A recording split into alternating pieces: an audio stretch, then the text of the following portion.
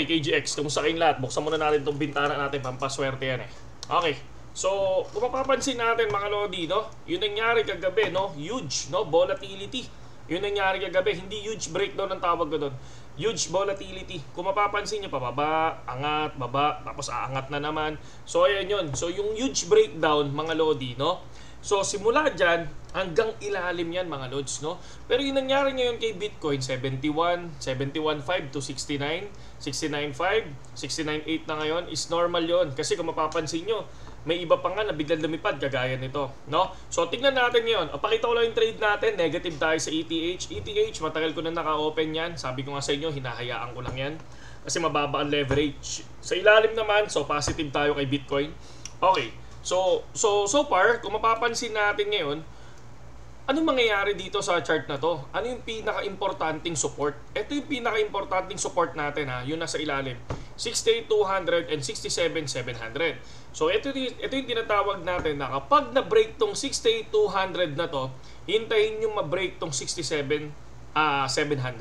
No? Ang ibig sabihin ng break na once natapos yung candle, dapat dito magi-start. No? Medyo ilalim.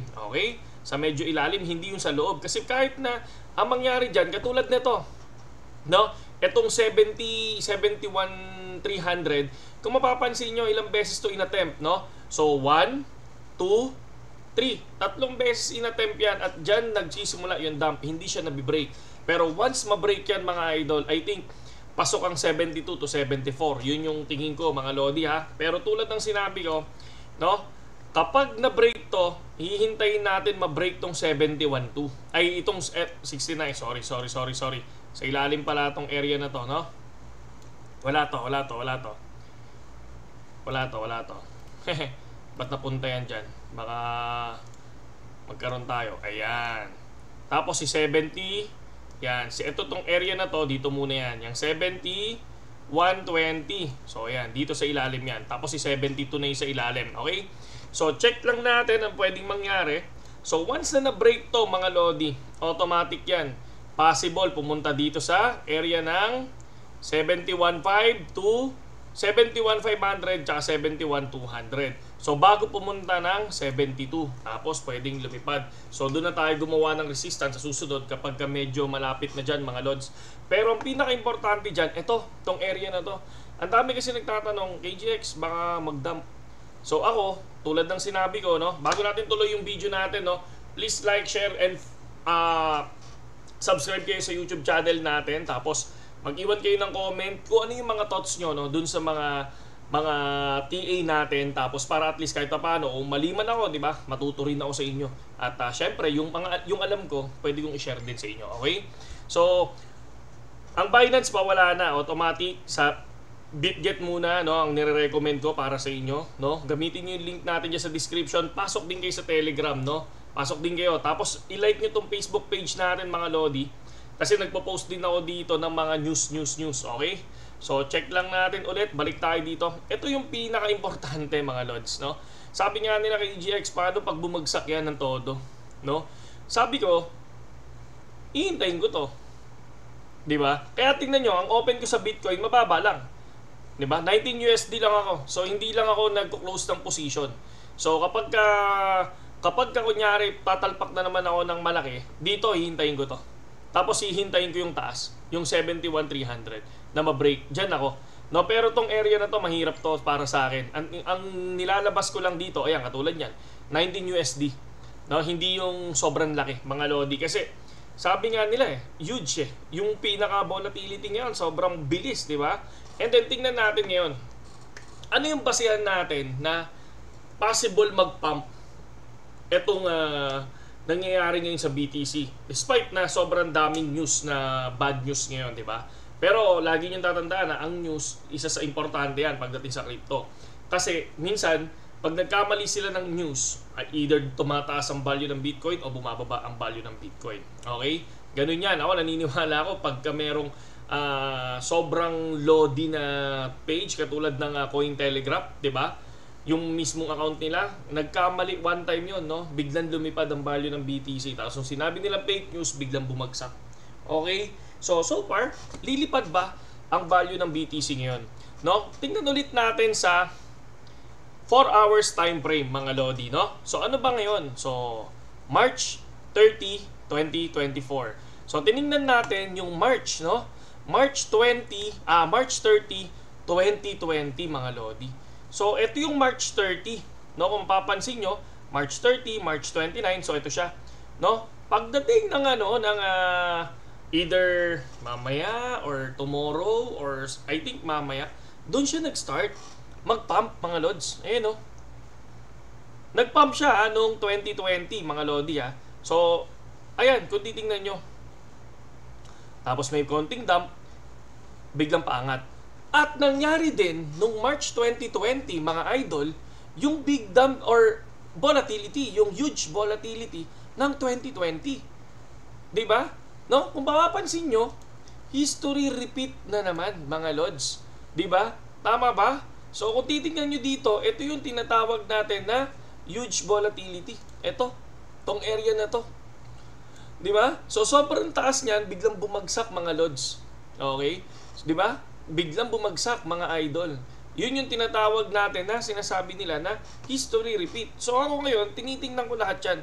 Bago ako nagsiset ng TA, mga lodi, tinitingnan ko yung history, tapos tinitingnan ko yung actual support and resistance. Ang hirap kasi kapag bumabase ka lang dito, 'di ba? Pero kung mapapansin mo, nangyayari din naman yun nangyayari noon, 'di ba? So katulad niyan. So ito yung pinaka breakout, ito yung pinaka dump niya, oh. So kung titingnan niyo, pataas yan, ha, tapos biglang bumagsak ng ganyan. Okay? So ngayon biglang pataas na naman. So after niyan ng April 1, no, by Monday, I think Monday, sabi nila medyo bababa ng konti tapos biglang lilipad, no? So abangan natin lahat 'yan. Ito yung mga TA na tinitingnan natin at ginagawan natin ng technical analysis din dito sa present mga lodi. Silipin naman natin ngayon yung weekly candle. Ito, tong weekly candle na to. So kung titingnan natin sa weekly candle, naka-positive pa rin naman tayo. Ano yung weekly candle dito sa area na to? So ang weekly candle niya, ito, positive. No? Positive pa yung ating candle. So ito yung weekly. Ito, tong area na to. Okay? So ito yung bukas na. Okay? So i-check natin, no? Ano yung kinabuka sa Monday? Ito na to. Titingnan natin kung magpa-positive. So dito sa nangyari dito sa weekly na to, mga lods, no? Meron siyang big dump din. So sa area na to, 'di ba? So bumaba din siya ng husto. 'Di ba? From dito, kung mapapansin nyo, 55,761 to, or dito sa area na to nag-start, no? Sabihin mo nang dito sa 58, bumagsak siya ng hanggang 54. Ganun din yung nangyari dito sa area natin ngayon. So far, no? Ito yung nangyayari ngayon. Sorry, medyo ano lang yan. So, ayun yung nangyayari. So, from here, biglang bumaba, 'di ba? So, yan yung mga nangyayari ngayon, no? Kumbaga sabi nga nila, history repeat na naman, mga lodi. So, kung titingnan din natin sa weekly candle, no? Ng 2020. Tingnan natin yung 2020 naman. So, April, itong area na to. So, bumagsak din, no? Tingnan nyo, nag-huge dump din talaga nung parting March, no? Kasi Bitcoin halving. So titingnan naman natin ngayon kung ano nangyari. So pagdating dito sa area na to, yung weekly, no? Dito na sila nag-start lumipad. Ayan na, no? Etong May candle na to, tingnan natin kung magpa-positive niya talaga sila, no? Etong March 30, okay? So yun lang yung nakita natin dito sa news natin ngayon. No, kaya tulad ng sinabi ko, ingatan lang natin hangga't hindi nararating tong ilalim na to.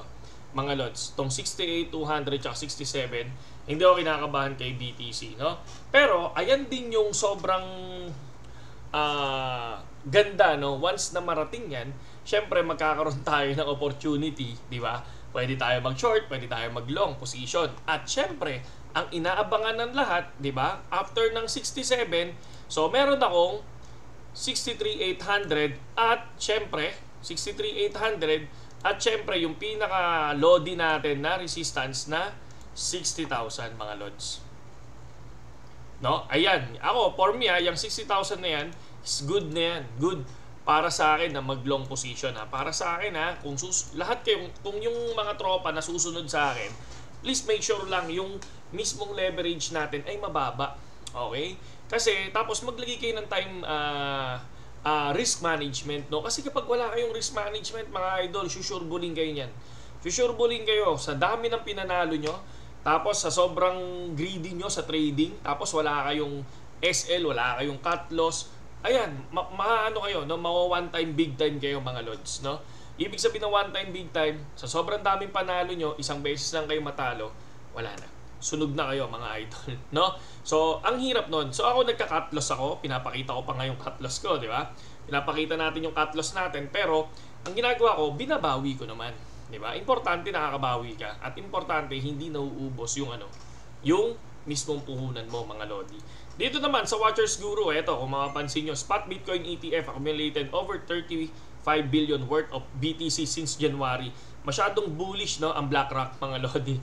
Talagang solid ang BlackRock pagdating sa Bitcoin. Kaya, for me, napakalaking chance na ma-approve ng Spot Ethereum, no, ETF, no? Yan yung inaabangan ko ng 2 months, mga lodi. And syempre, ito si Gert Van Legen ba to, no? Bullish din siya, no, sa BTC, no? Sabi nga niya dito, mga lods, so 2024 March, no? Para sa kanya, after May, lilipad daw ng 200,000 yung BTC, mga lodi, no? Ang lupit, mga 200,000, 2 million USD yung 200k USDT ang Bitcoin. So tingnan natin lahat 'yan, mga idol. Okay? So yun lang yung news natin ngayon. So sa mga tropa na solid KGX dyan, please like, comment, and subscribe dun sa YouTube channel natin. And syempre, gamitin nyo yung link natin sa description, yung BitGet, mga lodi. No, habang walang Binance, no, habang natatakot tayo na baka hindi bumalik ang Binance, no, gamitin nyo muna yung BitGet. Mas okay kung 3 platform nyo, mga lodi. Ako 3 platform ko, no. Pero ang pinaka main na ginagamit ko is si BitGet, mga idol. Saludo sa lahat.